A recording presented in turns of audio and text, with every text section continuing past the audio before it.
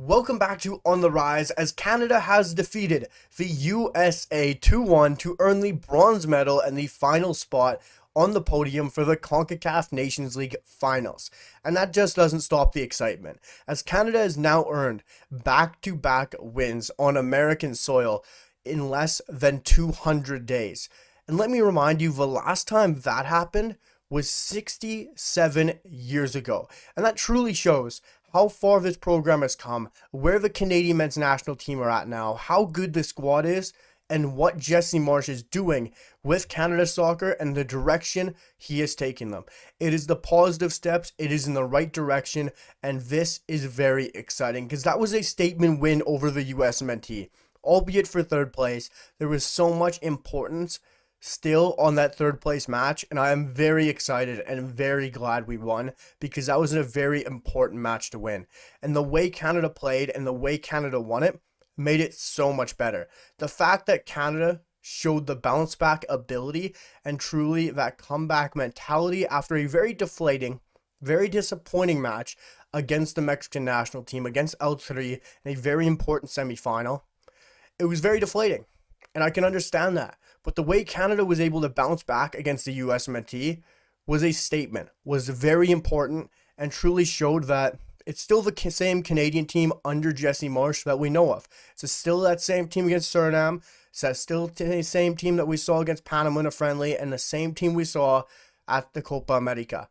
The CanMNT proved they didn't lose it after that Mexican game, and they had the confidence and the bounce back ability to show their passion, show how important it is to play for this national team and what it truly means by leaving it all out on the field against the US national team and playing a very good game. Because for large portions of that game, Canada absolutely dominated the USA. I would say for the first 65 minutes of that football match, that was all the CanMNT. Yes, for some portions, the US had their chances and very few and far between. But other than that, possession-wise, pressing-wise, Canada played very well. And it was a true Jesse Marsch CanMNT performance. And it was a great performance. Of course, goals capped off by Taniola Wase, getting his very first Canadian men's national team goal, which was very exciting because he still had a great performance himself. Movement off the ball, pressing-wise, chances, he did good. As well, Jonathan David showing his pure class and why he's wanted by some of the best teams in Europe, scoring a brilliant finish off his weak foot, curling it around Matt Turner was an incredible goal and a great way to cap off that third place match for Canada to win. But we should have won that game by so much more. That's one thing we could critique in this game.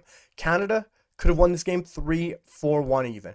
Missed penalty calls, a few missed chances from Tawny and Jonathan David should have put this game to bed so much earlier than it was. And it was a great performance though.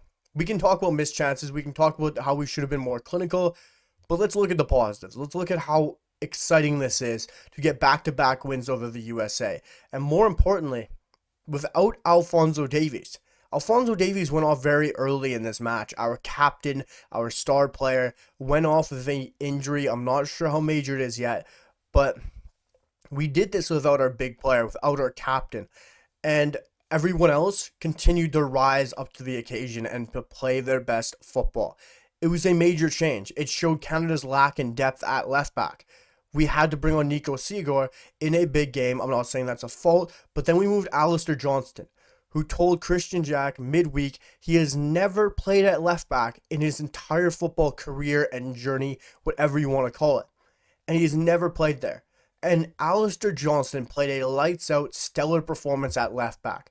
Was phenomenal at left back for never playing there before and having to play there against your biggest rival, and they don't rise to the occasion for the USMNT and really go at Alistair Johnston or can't really beat him.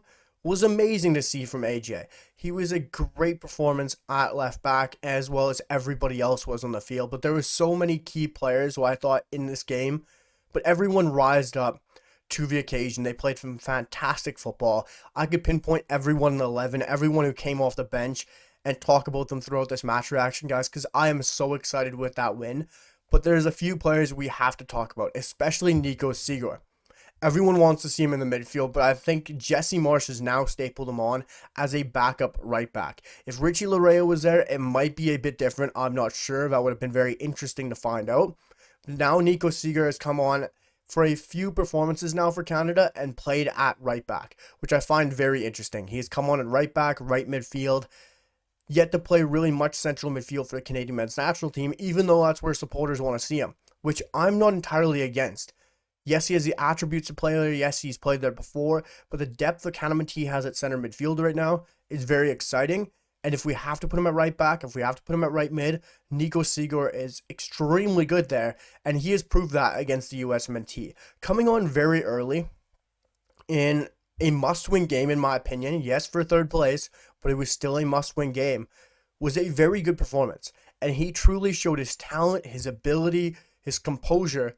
Yes, he had that little blip on the USMNT goal, but after that, and even before that, he was excellent. What he showed, his dribbling, his passing, to keep it very simple. If he tried to do a bit more, he did it very well. Didn't try to overthink anything. What Nico Seeger was great on the day, and truly proved that he was an unbelievable dual national acquisition from Jesse Marsh.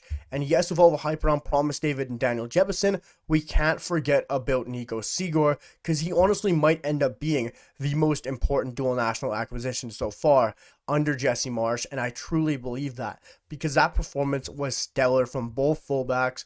When your star player, your captain, goes off, Alistair Johnston gets the armband, has an incredible performance, as well as Nico Seeger, and it was unbelievable to see. Sorry guys, my voice is a bit sore from all the yelling and getting excited throughout the match, but as well, it was exciting to see the win, but also be able to see the win with some rotation. We got to see Tejon Buchanan start. We got to see a new midfield pivot of Mathieu Choinière next to Ismail Kone. We got to see Tani Oluwase up top. We even got to see Nico Seeger come on. Yes, albeit due to an injury, but we still got to see quite a bit of rotation. And the subs, it might have not been exactly who we wanted, but we still had to go out and win the game. I'm not saying Promise David, Daniel Jebison, or others couldn't have come on and still got us a win. We wanted to make sure we won that game. We wanted to make sure we won it in a very interesting situation where the ref, later on that second half, was probably looking at Canada to give them a foul against them with what went on with Jesse Marsh, which was very unfortunate. But the reffing was good in the first half, was bad in the second half. Don't want to focus on that. But with the rotation, it was very exciting to see. I'm glad we got to see a Mathieu Choinière, Ismail Kone pivot, which worked very well. Mathieu Choinière, with his energy and his movement around the midfield, was exciting to see. His ability on the ball was very good as well. He let Ismail Kone open up and do his thing. And Tani Oluwase. Yes, I get we all want to see the likes of Daniel Jebison, the likes of Promise David. That'll come. That'll be the Gold Cup. That is there to happen. We know we got two exciting strikers waiting to come on the bench, but they're going to wait for their time. They know they're going to wait for their time. They're cap-tied. They're here. And Tani Oluwase is loved by Jesse Marsh. He got his chance. He finally took it, and he took it very well. He still missed a sitter throughout the match, but Tani still is a great game. Creating opening for himself, creating space, pressing very well. Tani Oluwase, albeit it's not the man we all want to see, but he's still a very good striker. And we have to remember that. I know we got shiny new toys, shiny new players, exciting dual nationals to talk about up front, but Tani's still doing it for the CanMNT. And he finally got that monkey off his back and scored that first goal for himself. We have to be excited for him. We have to praise him. And don't get on the back of any of our players. Truly don't. This team is very exciting. The brotherhood, the togetherness. We got to remember how important this team is and how far they've truly come. That is what matters. And seeing how excited they are to wear the badge, seeing how excited they are to wear that Canadian jersey is what's important. I guess that we can talk about the new players, the exciting players who we'd rather see on the pitch.